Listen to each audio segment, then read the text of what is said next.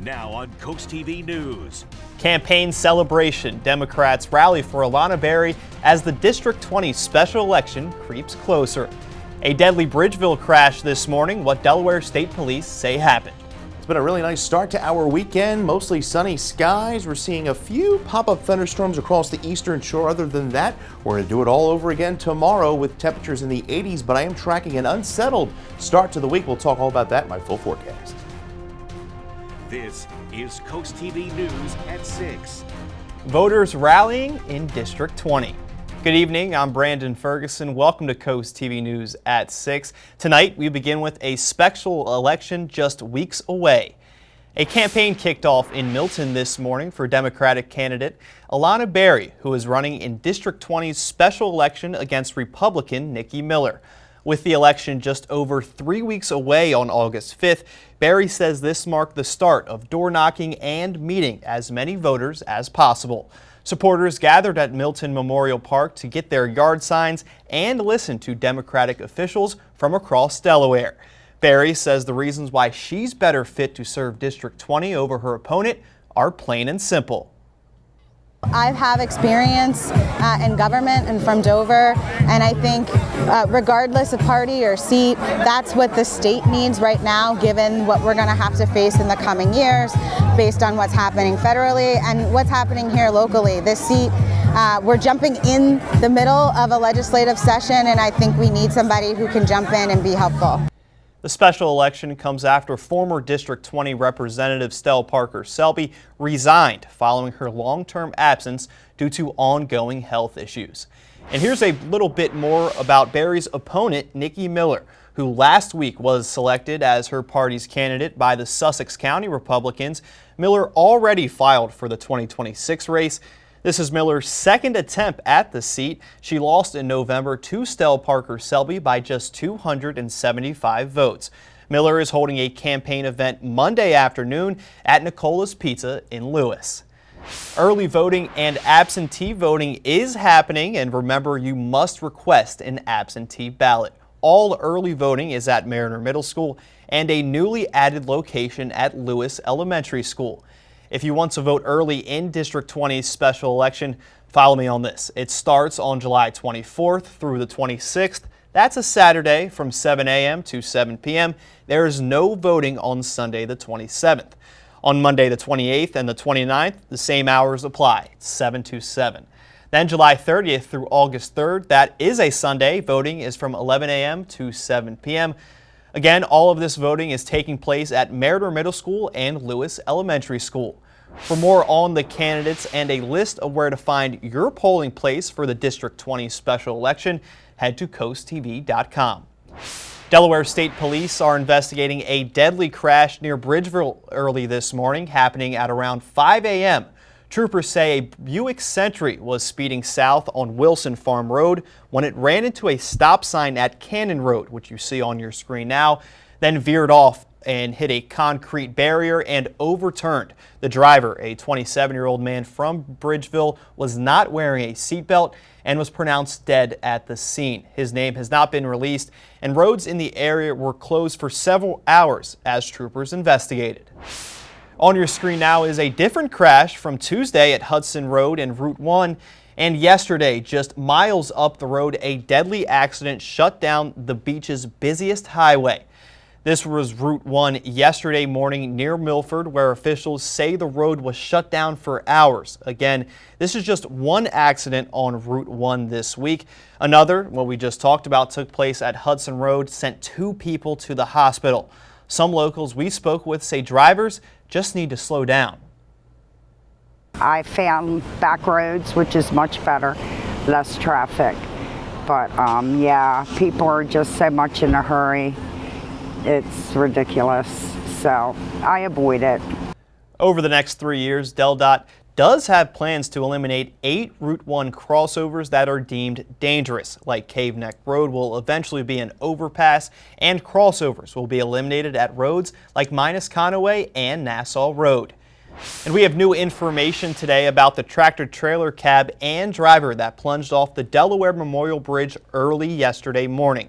Crews successfully recovered both the tractor and the dead male driver from the Delaware River around 11 a.m. today. Officials say the driver crossed 3 lanes, hit a concrete pad, and broke through a barrier before falling into the river. And all these crash talk brings us to our Coast TV poll. We want to know what's the main cause of serious crashes on Route 1. Let's take a look at the updated results from last night at 11. So far, an even split for the top 2 contenders. 49% say speeding and 49% say distracted driving, while just 2% say road work. If you haven't voted yet, you still can on CoastTV.com or on our mobile app. We'll show you updated results at 11. We're now going to take a live look outside into a nice and cool Milford. We bring in our first alert meteorologist, Chris Mastrobuono. Good evening, Chris. Good evening, Brandon. It's been a beautiful afternoon on Delmarva. Whether you're at the coast, whether you're on the water, it's a perfect afternoon to do just about anything. As we take a live look into Salisbury, it's a few clouds there, 84 degrees. We hit highs today, 87 to 88 across the area. Cooling down right now, 78 in Rehoboth. We're at 81 in Long Neck, 80 in Bethany Beach. We've had a persistent onshore flow that's helped kind of stabilize the atmosphere, especially over Delaware and most of Maryland. So we are dry, free of any shower activity. One little shower bubbling up here just to the south of Cambridge. It's going to just kind of rain itself out here over the next few minutes. But we are seeing some more scattered shower activity on the other side of the bay, and that's where it's going to stay even into tomorrow. Can't rule out an isolated shower along the eastern shore, but kind of a carbon copy of what we saw today as far as weather-wise. Now, as we go into Monday and Tuesday, it turns unsettled. We deal with this cold front that's going to bring scattered showers and storms. We'll talk more about that coming up in that full 7-day forecast. Brandon. Thank you, Chris. We have an update on a shooting in Milford on July 10th that left 1 dead. That is according to the Milford Police Department. Police say this happened at a home in the Windward Grove development on your screen now. And police now say it was 42-year-old Joseph Green who shot and killed a 32-year-old man whose name has not been released yet. Green left the scene and is now being charged with first-degree murder, possession of a deadly weapon, and 2 counts of endangering the welfare of a child. We have some good news from the Brandywine Valley SPCA. A rescue flight carrying homeless animals from Texas after the massive flooding has landed safely in Delaware yesterday. The BVSPCA says this first flight welcomed at least 20 dogs and puppies. A second flight carrying rescued dogs and cats also landed in Lancaster this afternoon. And these animals were rescued from shelters in some of the hardest hit areas in Texas, according to the BVSPCA. And the Humane Animal Partners needs help from the community. They're taking in 20 dogs and puppies from Texas due to the floods, and the dogs are coming from a shelter just 5 miles from the flooding. The dogs coming home were already up for adoption and are being cleared to make space for the shelter for displaced pets. But HAP says they are at full capacity right now and cannot take them in without fosters. The dogs are already scheduled to arrive today. Well, we're looking pretty good this evening for any of those Saturday evening plans. Temperatures falling to around 77 around sunset. We will see some fog roll in late, especially at the coast. We'll talk more about that and a stormy start to the early part of the week coming up. But first, surf fishing freedom. Some of Delaware's dry-bone beaches are dropping reservations. We'll tell you where exactly next. This is Coast TV News at 6. Fishermen were out casting lines at the Delaware Seashore State Park this week. And starting earlier this week, they'll have a little more freedom to do so on weekends and holidays. Coast TV's Christina DiRobertis shows us why reservations are no longer required at most of Delaware's drive-on beaches and how people are feeling about it. For the past 2 summers, if you wanted to fish from the sand on a weekend or holiday in Delaware, you had to reserve a spot. Now that's changing at more than half of Delaware's drive-on beaches. Starting this weekend, 7 out of 12 locations will be first come, first serve, like it used to be. The state says it's because these specific locations have not been hitting capacity. At first, I didn't like it, but I was very opposed to it. Sharon Dombrowski and her husband booked reservations often, and at first, she worried the change would make things too crowded. Then I thought it was a good idea because there are so many people here and so many people that just come and don't necessarily fish. Nearby at Conquest Beach, surf fishers Luca and Liam were on board from the start. We got plenty of space, and I think it would be nice to not have to worry about that. I think it's a good thing. I think it's going to enable more people to access the beach. Reservations are still required at Gordon's Pond, Herring Point, Navy Crossing, Point Crossing, and 3R's Beach. Denrex says those are the busiest spots on weekends and holidays from Memorial Day to Labor Day. For Coast TV News, I'm Christina D. Robertus. And we'll stay dry this evening, but mild and muggy as we fall into the lower 70s. Watch for some areas of fog to develop, especially along the coast. We'll talk about a nice end to the weekend before things turn unsettled to start the new week. We'll break it all down in my full forecast after the break.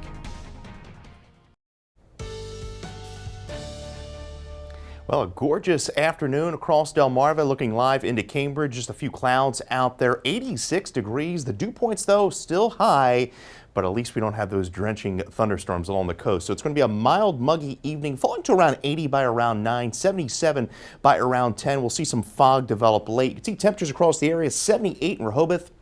Around 82, Milton, 83 in Bridgeville, and 85 in Seaford. We've had that onshore flow keeping things nice and cool along the coast, and that's also helped stabilize the atmosphere. You can see the muggy meter. Well, yeah, we're going to be in that tropical-like range right through the week, despite a cold front coming through on Monday. You can see that flow out of the east. We have one little shower that kind of flared up here over the last few minutes, but you can see it's already beginning to weaken. It's kind of with the sea breeze. You get those storms firing up. Plenty more shower and thunderstorm activity across D.C., Baltimore. That activity is going to stay to the west where they're experiencing some isolated severe storms. But check this out. It's been a rainy month so far. Check out this area from Indian River down through Bethany Beach, Fenwick Island. Those areas getting socked with those sea breeze thunderstorms. 5 to 6 inches of rain, very isolated. But just to the north across Rehoboth, 2 to 2.5 inches. And then back to the west, you had 3 to 4 inches across Georgetown to Seaford. And then we had 2 to 2.5 inches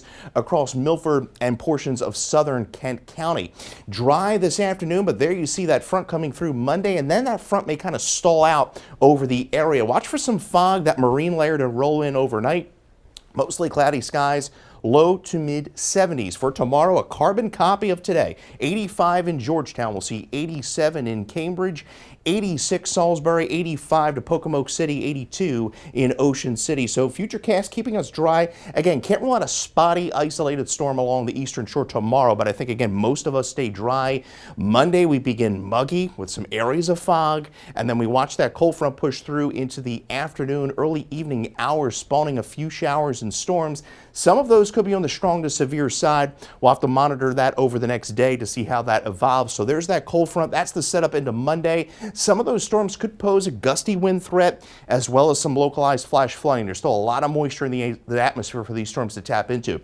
Now, as far as what the Storm Prediction Center is thinking, we have no risk as far as severe weather is concerned, just the general thunderstorm risk. Now, there's the precipitation chances over the next 6 to 10 days, staying slightly above normal as far as the precipitation is concerned. So we're at 71 overnight with that patchy fog, low clouds and mist, especially at the coast as that marine layer works in. 86 tomorrow, partly cloudy. Humid, again, an isolated storm is not out of the possibility. 88 into Monday with a better chance of scattered showers and storms rolling in through the afternoon. Now, your 7-day forecast shows 90 into Wednesday, and then we get into a little pattern there where we see some isolated storm chances through the afternoon.